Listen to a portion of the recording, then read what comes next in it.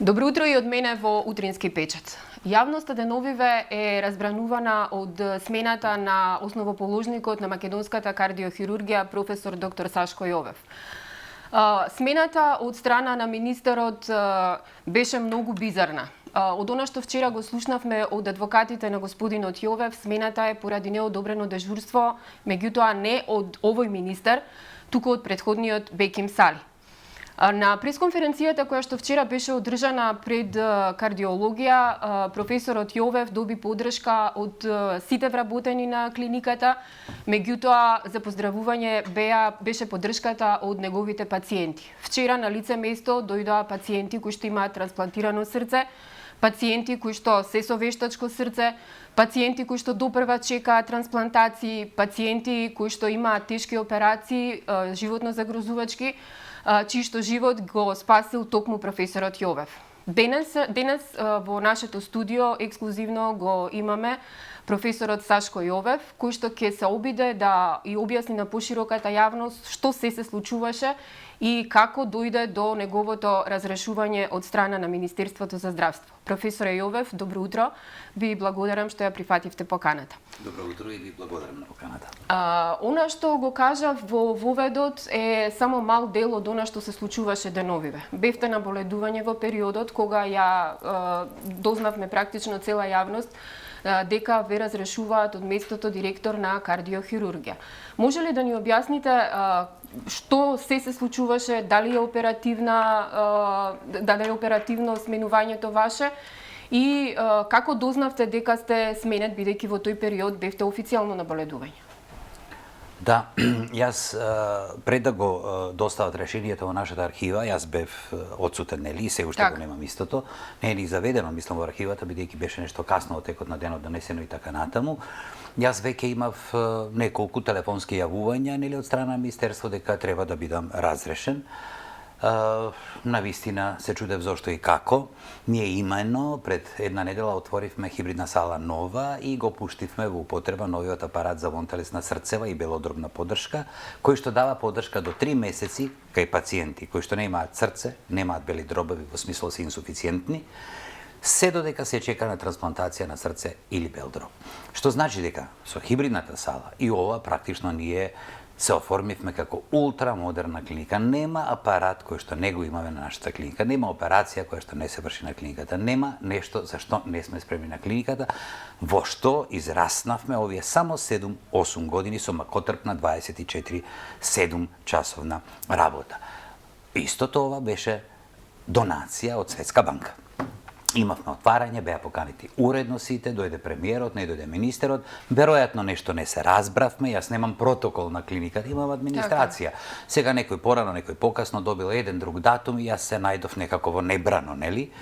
Тој датум беше одреден, дојде премиерот, не дојде министерот и потоа навистина настана една многу непријатна и беспотребно непријатна ситуација, во смисло дека јас не сум испочитувал, иако јас максимално сум го почитувал, и дека тоа е голема грешка, нели, која што сум ја направил. Потоа беше пратена комисија истиот ден кога отваравме за стручен надзор, помина и сето тоа. Ние сме многу спремни заради простата причина што од лани имавме неколку комисии. Комисија Заводот државен за ревизија кој што пројде и поминавме одлично, 2 пати комисија од фондот и сега практично ова ни дојде како нешто за што сме веќе спремни. Професоре, спомнавте комисија. Од она што беше во текот на вчерашниот ден од санитарна, пошто министерот нагласи дека станува збор за комисија од санитарна инспекција, санитарниот инспекторат тврдеше дека комисија од кај нив не се појавила. За каква комисија станува збор? Кој ве контролираше последен пат? Точно така. Комисија од санитарниот инспекторат, како што кажа и директорката вчера на пресконференцијата, воопшто не се појави и не беше испратена. Мислам дека не била ни побарана. Беше комисија од Министерство во смисол за работа, за колективо, дежурства, работно време и сите останати работи. Имавме 17 точки, нели, по кои што постапува и за кои што ние бевме спремни, им ги дадовме и главно се разбира дека не би требало да има никаков проблем, затоа што тоа се работи кои што секојдневно ги работиме, за кои што сме спремни, каде што немаме грешки и да има некоја поситна, тоа е нормално, кој работи и греши, така да едноставно еве да ја сватиме како некоја редовна, нели, контрола од Министерството за здравство, не од како се вели, од комисијата, нели, здравствена за заразни болести, така рековте, или санитарна. од санитарната, пардон, комисија, или од фонд, или така натаму, сите тие се пројдени многу пати кај нас, така што ова беше директно од назначена од министерот за здравство. Мислам дека од кабинетот на министер беше. Комисијата беше тука еден ден, што утврди, бидејќи во неговите изјави во текот на за вчерашниот и вчерашниот ден бевте обвинети дека буквално спиете на работа. Не знам човек кој што е 24/7 на работа, кој што направил 8 трансплантации за 3 години, практично 2020 е првата трансплантација направена. Сметате дека станува збор за суета, дека тенденциозно беше сето ова направено од негова страна или е нешто друго во прашање? Мислам, бизарна е одлуката за ваше разрешување за 2 дежурства кои што не ги одобрил претходниот министер. Колку што јас сум информирана, во здравство дежураат сите, посебно на клинички центар, дежураат сите директори на клиниката. Па и една од директорките беше смената токму заради тие дежурства претходно од претходниот министер, директорката Софијанов. Може ли да ни објасните, значи, детално, да ја кажеме на јавноста зошто заради една бизарна практично причина? Јас на вистина не знам што се случува, јас на вистина не знам што би стоело позади ова, сето ова. Верувам дека едноставно се случуваат грешки, дека е грешка на министерот, дека е некое недоразбирање. Тој треба мене да ми каже, ако треба ќе го поправам, ќе се извинам и така натаму. Ништо крупно сигурно нема. И дури мислам дека и едноставно целата оваа грешка може да се поправи затоа што е некако во ред велите суета, можеби малку и суета, сите ние сме суетни. Но што се однесува до дежурствата, сите директори дежураат апсолутно, особено кај мене кога јас имам млад, одличен, спремен тим, но млад тим, јас морам да сум 24/7 присутен таму. Нормално. Ме разбирате, и сум, и работам постојано, и една операција ми трае по 5-6-7 часа, веројатно на операција не спијам, нели, оперирам. Зашто се дока сите вработени, сите пациенти, сите кои што ме познаваат, мојата фамилија која што ја жртвувам заради обврските на работа и така натаму. Мислам дека и тоа, не верувам дека е злонамерно кажано, некако излета, нели? Јас се надевам дека сето тоа може да се поправи, меѓутоа едноставно се чудам за ваквите изјави, па дури веќе се сомневам дека нешто поголемо стои позади тоа, иако не сакам да верувам во тоа. Има ли некакви нови случувања во меѓувреме после вчерашната пресконференција? Ве повика некој, разговаравте со некого? Се случува ли нешто или оставено е буквално се да тече онака по природен пат, едноставно да се спакувате и да си заминете од директорското место? Јас нема да се спакувам и да си заминам од клиниката, ќе останам на клиниката, затоа што ако јас си одам од клиниката, ќе дојде целиот тим со мене. Греф е да ја растуриме и затвориме клиниката. А од друга страна, што ме прашавте? Значи, дали во меѓувреме нешто се случуваше? Дали во меѓувреме се случуваше.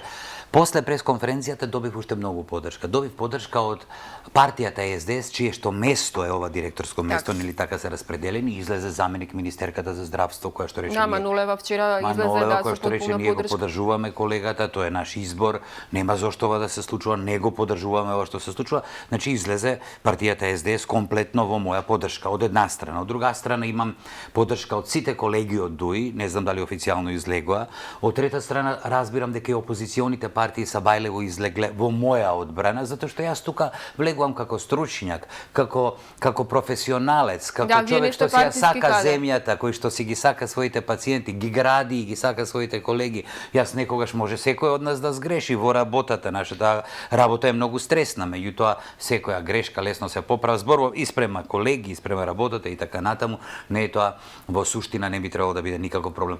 Поддршка добив буквално и од медиумите, сите од колегите, од вработените, од пациентите, од сите партии на позиција и опозиција.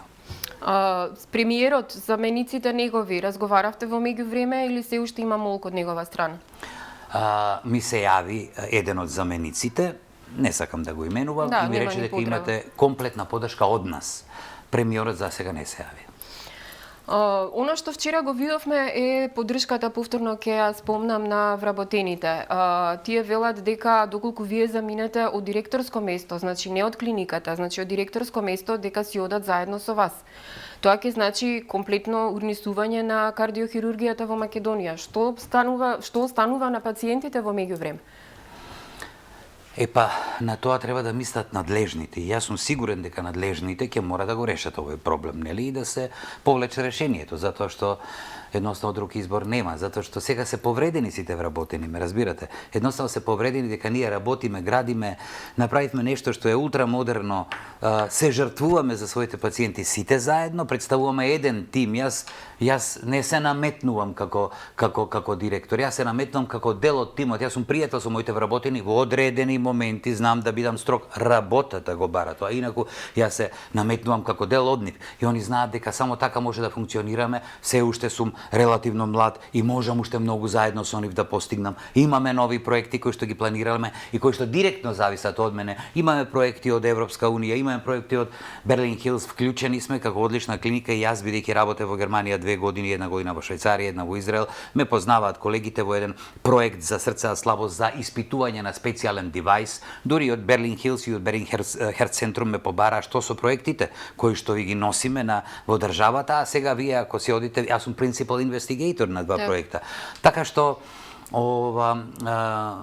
реагираат и луѓето од надвор. Ми се јавуваат колеги од странски клиники со кои што направивме екстремна блискост, размени, кои што ја почитуваат нашата клиника. Стана регионален центар, верувајте, станавме за 7 години, 8 години регионален центар. Колеги ми се јавуваат, директори на сите клиники по Балканот и некои од германските, швајцарските кај што сум работел, за поддршка што треба ние да направиме. Велам, како вие ќе направите поддршка во нашата политика, треба самата политика да си го реши тоа, така. Спомнавте политика, од она што го имам како информација, во меѓувреме овие 2 дена разговарано е со многу ваши колеги, интервентни кардиолози, значи сосема поинаква дејност од она што вие го работите, да ги донесат на ваше место на кардиохирургија. Двајца од нив веќе имаат одбиено. Ова е, значи, зборував исто со ваши колеги од Општата градска болница и тие од нив имате комплетна поддршка, веројатно го знаете, тоа не треба јас да го кажам. Прекрасни се луѓето. Разговарано е со албанските нивни колеги, значи понудена е на некој од нив, исто така понудено име вашето место, значи ова ми се неофицијални информации, меѓутоа и од таму никој нема прифатен. По поделба на директорските места, ова место е на СДСМ.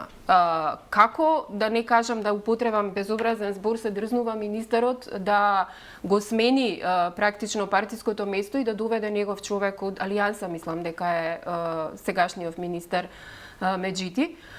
Сметате ли дека станува збор, ми спомнавте на воведо дека станува збор за нешто подлабоко политичко, дека е ова некоја партиско пресметување во владата?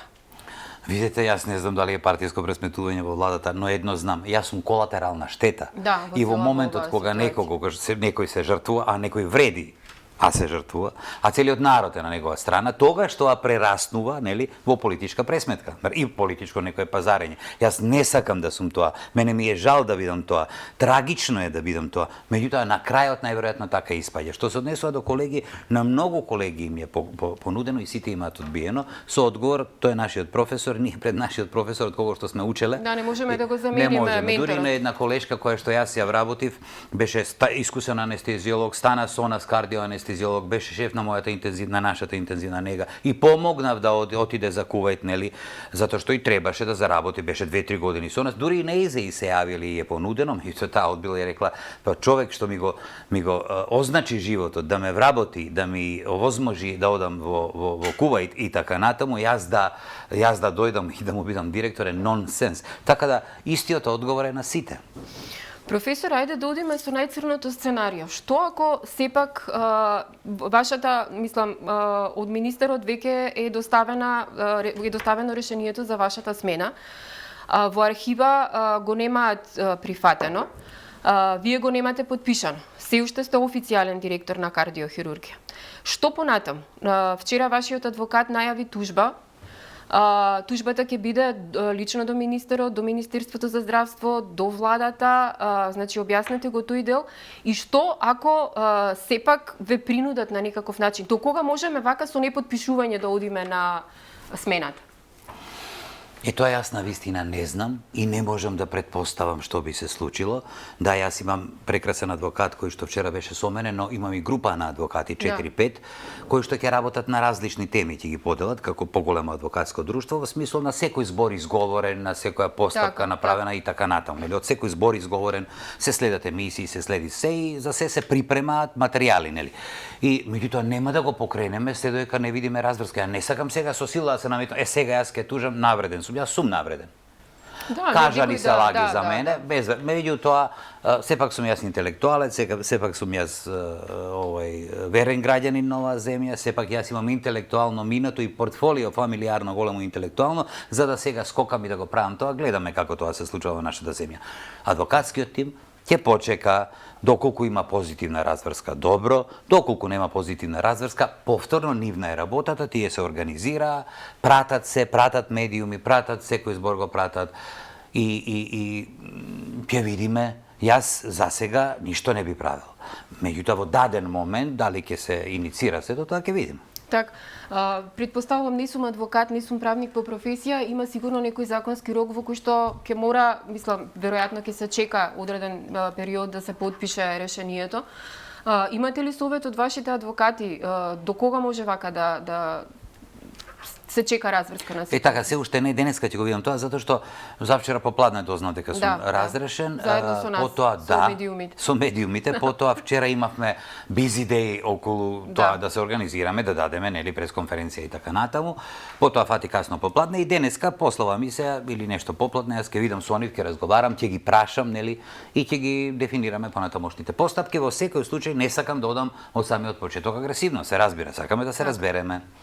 Професоре, ви благодарам многу. Имате ли некаква порака до граѓаните во меѓувреме, до сите оние кои што чекаат и ваши интервенции? Што правиме со пациентите кои што веројатно имате веќе програма, имате пациенти кои што треба да ги оперирате деновиве, следна недела, после таа недела? Ние секогаш и јас секогаш сме работеле во служба на граѓаните. Што и да се случи, граѓаните ќе бидат збринати. Јас ќе продолжам да оперирам, ќе продолжам да работам. Мојот тим заедно со мене ќе продолжи да оперира, работи и да ги гледа пациентите. Со оглед на тоа што еве не можам да потпишувам, се разбира дека во даден момент ќе останеме без материјали, нели? Меѓутоа се додека ги имаме, ние ќе работиме во интерес на граѓаните, затоа што граѓаните не поддржаа. Тие не поддржаа безрезервно, не само пациентите, медиумите, граѓаните, социјалните мрежи не поддржаа. Јас како граѓанин кој што си ја сака својата земја и се уште не сум си отишол, иако бев 7 години надвор по светот, ќе продолжам да ја вршам својата граѓанска и докторска должност, ме разбирате. И се надевам дека оваа бескрајна неправда ќе се исправи, па дури и не сум лут на министерот со еден збор. Сметам дека ова е некое недоразбирање кое што ќе се исправи. Значи, колку што ве разбрав, бидејќи официјално не сте директор, не можете да направите јавна набавка, може за кратко време клиниката да остане без материјали и едноставно да се чека тендер, друга јавна набавка, да ја покрене вашиот наследник, велам, доколку се деси тоа најцрно сценарио, граѓаните повторно ќе бидат колатерална штета. Значи, ова... Граѓаните се секогаш колатерална штета на политиката, што е штета, голема цивилизацијска штета што правиме. Нели? Тие се колатерална штета секогаш на политиката. Сега, ние ја имаме таа среќа што доста тендери помина, имаме и ќе имаме доста материјал и веројатно се тоа ќе се реши. Ќе имаме време за да го решиме, затоа што ќе имаме материјал и ќе ги оперираме нашите пациенти. Лекови, значи, има, материјали за работа има. Очекуваме позитивна разврска. Така, изгорана се од лани. Јас имам колега организационен директор и негој кој што е прекрасен и кој што е соработлив и од ДУИ партијата и кој што ќе покрива се додека може и тој да покрива. Значи, стварно, немам зборови колку добра соработка има. За крај, професоре, само уште еден коментар. Од истата пресконференција на Меджити произлезе дека ги укинува сите директорски места, сега ќе бидат сите на ниво на раководители по клиничкиот центар. Имате ли коментар на ова? Што значи практично? Ќе имате намалени плати или во цела оваа збрка едноставно не стигнавте да размислувате во таа насока? Јас на вистина не стигнав да размислувам во таа насока. Слушнав дека се планира такво нешто. Тоа е процес. Тој процес трае, не може брзо да се направи. Сега не верувам дека ни платите ќе се намалат, затоа што не е само некој што бил раководител. Ако се намалат, ќе се намалат на сите платите, а ние немаме И се повеќе ќе немаме доктори, сестри и останат персонал. Се повеќе ќе немаме. Ние немаме административен персонал во здравството, кој што е извонредно важен. Ние не можеме еден без друг. Ова е тимска работа. Така. Административен персонал, среден персонал и доктори, тоа е едно. Тука нема поважен, ме разбирате. И сега ние, немајќи го сето тоа, па уште ако се намалат платите, да знаете дека ќе бидат полни авионите за иселување. Ќе се бара карта повеќе. Да, ќе се бара карта повеќе, меѓутоа не верувам дека ќе се случи до тоа, нели? И да има во тој смисол разврска и да има такво ново решение во кое што сите ќе се сложат, не верувам дека до толку ќе бидат погодени, нели, самите работници во бели мантили, нели? Така. Професоре, ви благодарам многу за гостувањето. Ви благодарам. Драги гледачи, ние ќе бидеме во тек со случувањата. Искрено се надеваме дека професорот Сашко Јовев ќе остане уште долги години да ја раководи клиниката која што ја основа. Надевајте се дека како и ние што се надеваме дека сето ова ќе заврши и онака како што почна, во еден ден ќе се донесе решение дека професорот Сашко Јовев останува на функцијата досегашна. Вам ви пожелувам добро здравје и убав ден и очекувајте следни информации од Утринска ТВ, а Слободен печат ќе остане и ќе ги следи случувањата поврзани со разрешувањето на професор Јовев. Ви благодарам уште еднаш и имајте убав ден. И благодарам и вам. Се најубаво.